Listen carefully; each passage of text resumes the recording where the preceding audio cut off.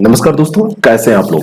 Bharat one स्थिति report 2021 और साथ में ही उत्तर प्रदेश की वन स्थिति रिपोर्ट 2021, ये ऐसे महत्वपूर्ण आंकड़े हैं जो आप लोगों से पूछ लिए जाते हैं।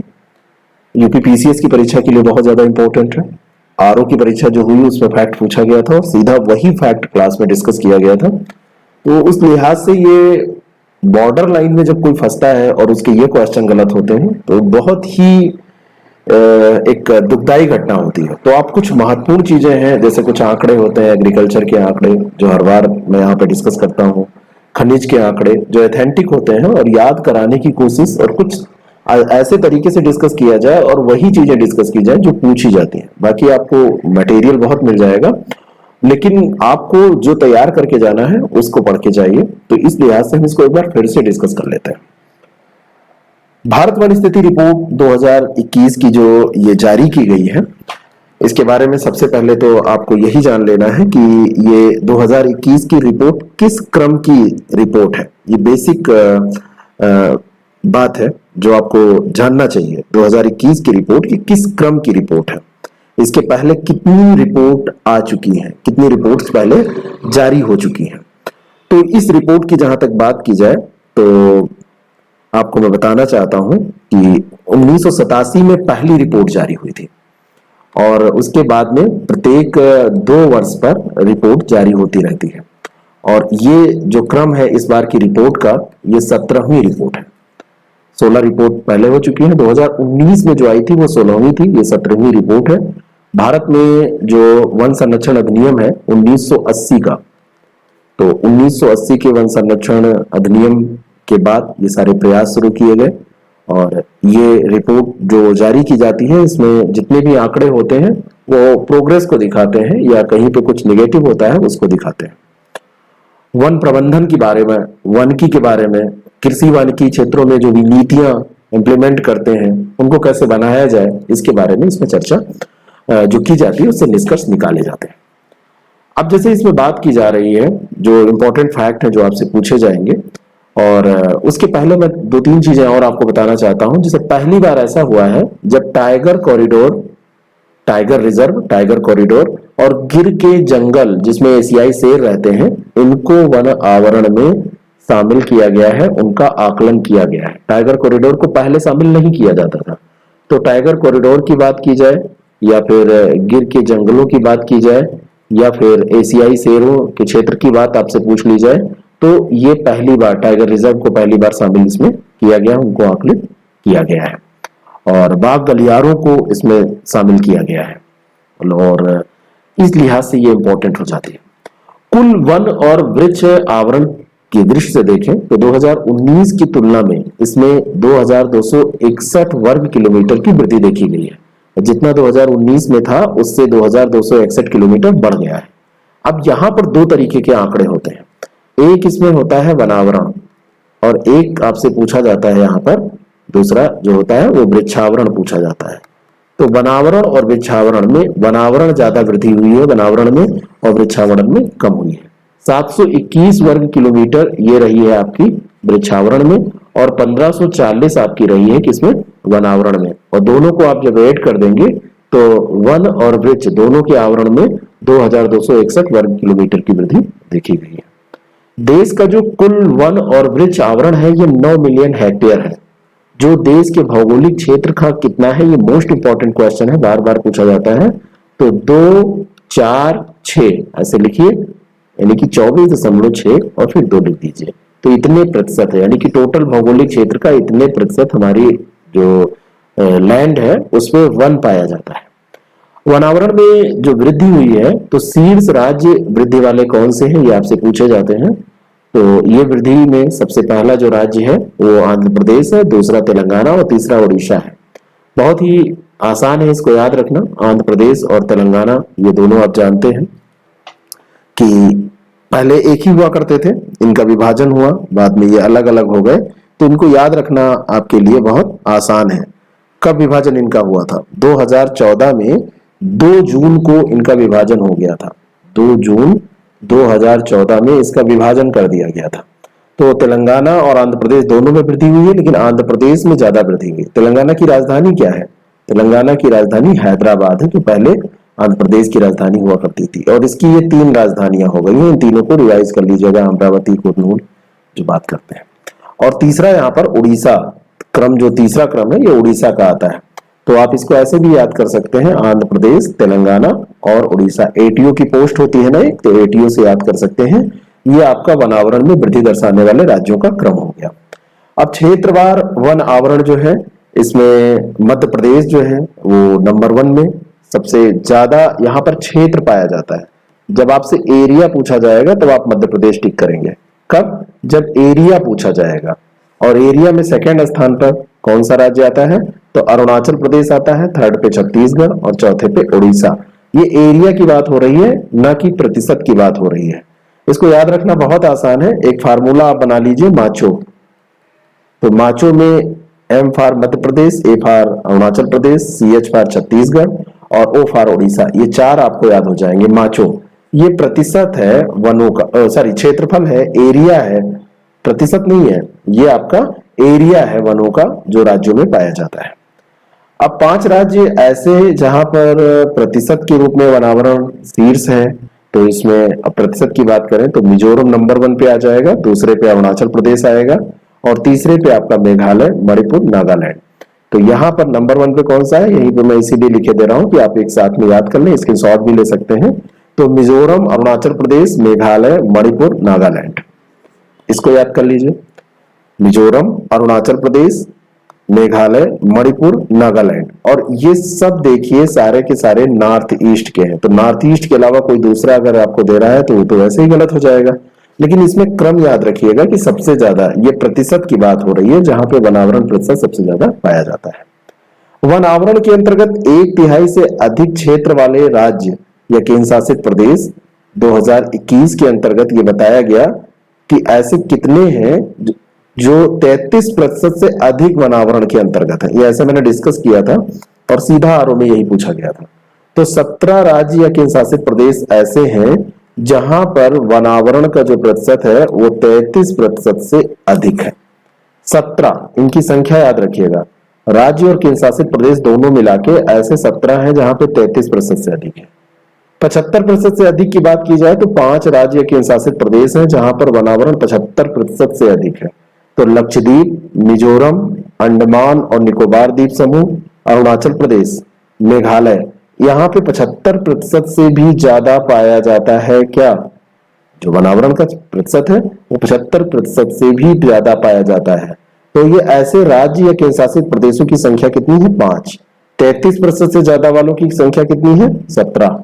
और 33 से 75 के मध्य में कितने हैं? ये 12 राज्य और केंद्र शासित प्रदेश है, 12। ठीक है।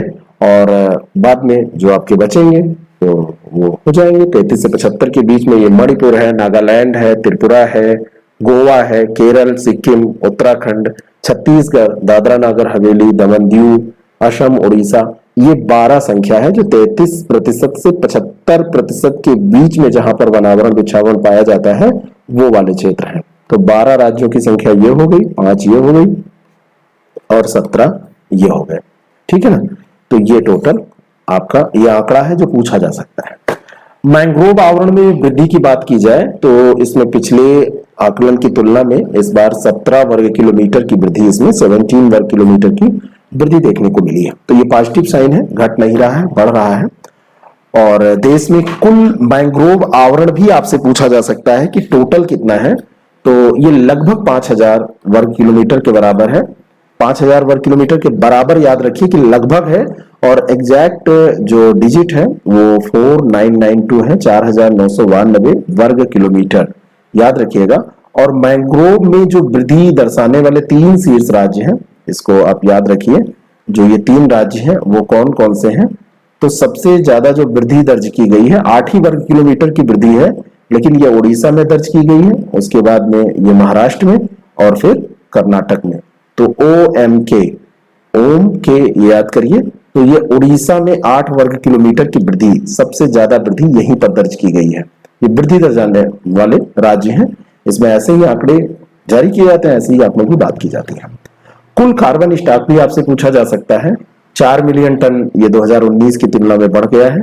और कार्बन स्टॉक में वार्षिक वृद्धि 7 मिलियन टन। ऐसा बताया जा रहा है। और कुल कार्बन स्टॉक 7,204 मिलियन टन होने का अनुमान लगाया गया है। पूछा यही जाएगा कि बढ़ा है कि घटा है, तो बढ़ गया है। बांसों की बात की जाए तो वनों में जो बांस पाए जाते हैं तो इसमें ये कमी हुई है। ये सबसे इंपॉर्टेंट है कि इसमें कमी हो गई है।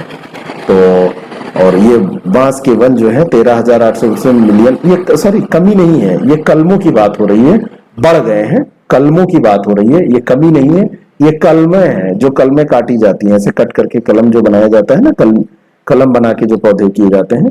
तो 2019 में बांस के 13,882 मिलियन कलमें या तने जो है वो बढ़ी है, और बढ़कर ये ज्यादा हो गई है। एक्सट्रीमली सॉरी, ये कमी नहीं हुई है, ये बढ़ी ही है, ये कमी नहीं हुई है।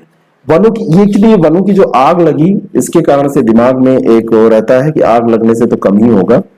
तो भारत की वन स्थिति रिपोर्ट में जो आग की बात की गई है, तो 46% वन क्षेत्र आग के खतरे में है, यानी कि यहां पर आग लग सकती है या लगी है। ऐसा टोटल का 46%, लगभग आधे से थोड़ा सा कम है जहां पर यह खतरा है। और इसमें 81% अत्यधिक प्रवण है, और बाकी जो है वो बहुत अधिक प्रवण, फिर अत्यधिक प्रवण, ऐसे करके इसको बांटा गया है। खैर ये आपसे नहीं पूछा जाएगा। भारतीय वनों में जलवायु परिवर्तन हॉटस्पॉट की बात की जाए तो 45 से 64% भारतीय वन 2030 तक जलवायु परिवर्तन और बढ़ते तापमान के नकारात्मक प्रभाव का अनुभव करेंगे। ये निगेटिव चीज ये दिखाती है। बांस का एरिया आप याद रखिएगा कि बांस का एरिया बढ़ा है, कलमे बना के उसको बढ़ाया ही गया है। और लेकिन ये जो जलवायु परिवर्तन हॉटस्पॉट की बात हो रही है, तो इसमें कहीं ना कहीं माना जा रहा है कि 2030 तक स्थितियां जो है वो नकारात्मक हो जाएंगी, और तापमान जो बढ़ रहा है, जलवायु परिवर्तन जो हो रहा है, उसका असर इस पे पड़ेगा। सभी भारतीय राज्यों, चाहे वो असम, मेघालय, त्रिपुरा, नागालैंड, इनकी बात अगर कर रहे हैं तो इनको छोड़ के वन अत्यधिक संवेदनशील जलवायु वाले हॉटस्पॉट होंगे। तो असम में नहीं होंगे, मेघालय, त्रिपुरा, नागालैंड में नहीं होंगे। इनके अतिरिक्त बाकी सभी भारतीय राज्यों में ये अत्यधिक संवेदनशील जलवायु वाले हॉटस्पॉट के रूप में वन होंगे। केंद्र शासित प्रदेश लद्दाख की बात करें, जहां पे वनावरण जो है वो जलवायु परिवर्तन और बढ़ते तापमान के कारण बहुत ज्यादा प्रभावित होगा, तो ऐसी संभावना व्यक्त की जा रही है। और केंद्र शासित प्रदेश अगर आपसे पूछ लिया जाए कौन सा या किस राज्य में ऐसा होगा, तो ये लद्दाख याद रखिएगा।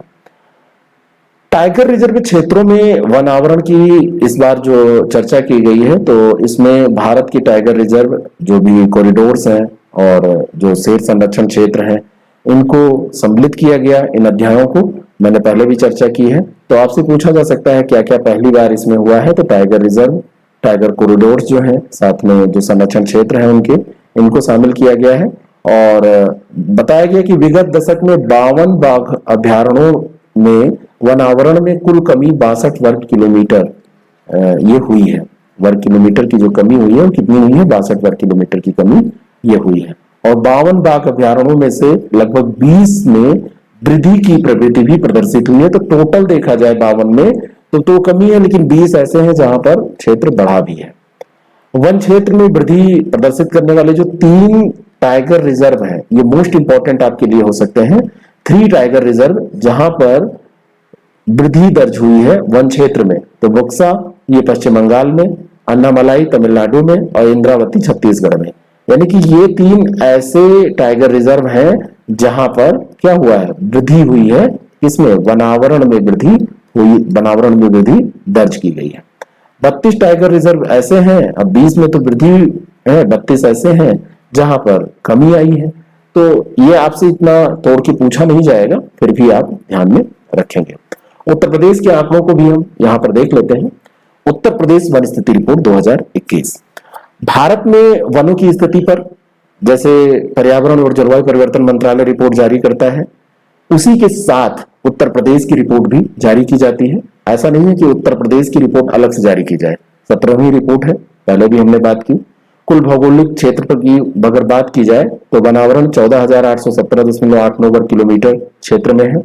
और भारत का जो एरिया है वो तो मैंने आपको बताया था 24.62% है। लेकिन यूपी में भौगोलिक क्षेत्र का देखा जाए तो 6.15% ही क्या पाया जाता है, वनावरण वाला क्षेत्र पाया जाता है। और 2019 की तुलना में देखा जाए तो वृद्धि हुई है, लेकिन वृद्धि बहुत ज्यादा नहीं है। 12.24 वर्ग किलोमीटर क्षेत्रफल बढ़ा है उत्तर प्रदेश में, किसमें, वनों के 19 की तुलना में वनों का क्षेत्रफल बढ़ा है। उत्तर प्रदेश में सर्वाधिक वनावरण क्षेत्रफल वाले जिले पूछे जाते हैं तो नंबर 1 सोनभद्र रहा है, दूसरा खीरी लखीमपुर, फिर मिर्जापुर, पीलीभीत और चित्रकूट। यहां पर वनावरण क्षेत्रफल जो है ये सबसे ज्यादा है। सोनभद्र, खीरी लखीमपुर, मिर्जापुर, पीलीभीत और चित्रकूट, ये क्रम ऐसे याद रखिएगा। और उत्तर प्रदेश के न्यूनतम वनावरण क्षेत्रफल वाले जिलों का क्रम देखा जाए तो सबसे कम पाया जाता है भदोही में, जो कारपेट उद्योग के लिए प्रसिद्ध है भदोही। तो भदोही में सबसे कम, फिर मऊ में, मैनपुरी, संत कबीर नगर और फिर देवरिया की बारी आती है। तो सबसे ज्यादा सोनभद्र में वनावरण और सबसे कम पाया जाता है भदोही में। उत्तर प्रदेश के सर्वाधिक वनावरण क्षेत्र प्रतिशत वाले जिलों का क्रम अगर देखा जाए तो सोनभद्र, ये ध्यान रखिएगा, प्रतिशत की अगर बात की जाएगी तब भी सोनभद्र है, और अगर क्षेत्रफल की बात की जाएगी तब भी सोनभद्र है। तो चाहे एरिया पूछा जाए और चाहे आपसे परसेंटेज पूछा जाए, दोनों रूपों में ये क्या हो जाएगा, सोनभद्र हो जाएगा। लेकिन सेकंड नंबर पे एरिया में, क्षेत्रफल में खीरी लखीमपुर आता है, और यहां पर सेकंड पे चंदौली आ जाता है, फिर चित्रकूट है, ये परसेंटेज की बात हो रही है, फिर पीलीभीत और फिर श्रावस्ती है।